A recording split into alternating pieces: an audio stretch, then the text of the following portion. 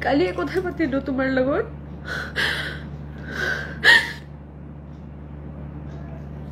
আৰু আজি তুমি নাই এটো কেনেকৈ বিশ্বাস কৰিম মই কালি ৰাতি মই কথা পাতিছো তোমাৰ লগত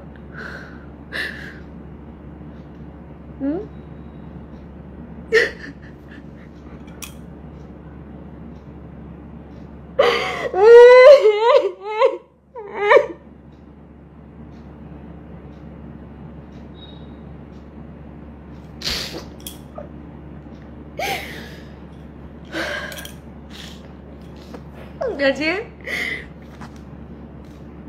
ঘৰৰ কাম কৰি আছিলো লগতে মোৰ এজন ৰিলেটিভৰ লগত কথা পাতি আছিলো কথা পাতি থাকোতে বহুকেইটা ফোন আহিল মোৰ তাতে যি মানুহবিলাক কেতিয়া মোক ফোন নকৰে আৰু মই কোনোবাৰ ফোন উঠা নাই পিছে মোৰ বাউন্সাৰ এজনী ফোন কৰিলে ফোন কৰি ক'লে বা কি কৰি আছা মই ক'লো কাম কৰি আছো কোৱা মোক কৈ আছে জুবিনদাৰ খবৰটো পাইছানে মই চিঞৰি উঠিছো কি হৈছে জুবিনদা ছিংগাপুৰত গৈছে মই ক'লো হয় জুবিনদাৰ লগততো মই কালিয়ে কথা পাতিছো আৰু কালি যেতিয়া দাদাৰ লগত কথা পাতিছো দাদাক কৈছিলো দাদা বুলি ক'লো দাদা ক'লে আই এম ইন ছিংগাপুৰ দাদাক ক'লো তুমি সদায় পালে থাকা আৰু মানে লাষ্ট কেইটা মেছেজ এনেকুৱা আছিল যে মোৰ এটা হেঁপাহ আছে কেতিয়াবা যাম তোমাৰ তাতে মাছ এটা বনাই খুৱাম মই ফেচবুকত দেখিছো তুমি আছা ছিংগাপুৰত তেতিয়া কালি মই কথা পাতিলো আৰু আজি তুমি নাই এইটো কেনেকৈ বিশ্বাস কৰিম দাদা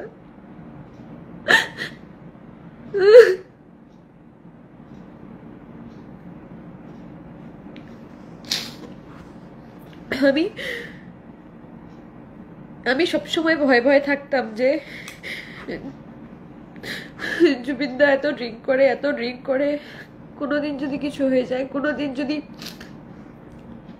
হার্ট অ্যাটাক করে কোনোদিন যদি কোনো রকম শারীরিক সমস্যা হয় বা কোনোদিন যদি ঘুম থেকে উঠে হঠাৎ করে শুনি জুবিনদা নেই আমি তো সেটা নিতে পারবো না আমি পরশুদিন আমার মা এসছে বাড়িতে মার সাথে এগুলো আলোচনা করছিলাম কিন্তু আমি কখনো ভাবতেই পারিনি যে জুবিনদার কপালে অকাল মৃত্যু লেখা ছিল মানে কেতিয়াবা আমার জুবিনদার অকাল মৃত্যু হবো আমি ভগবান ছিল ভগবান করো খবরটা মিছা হোক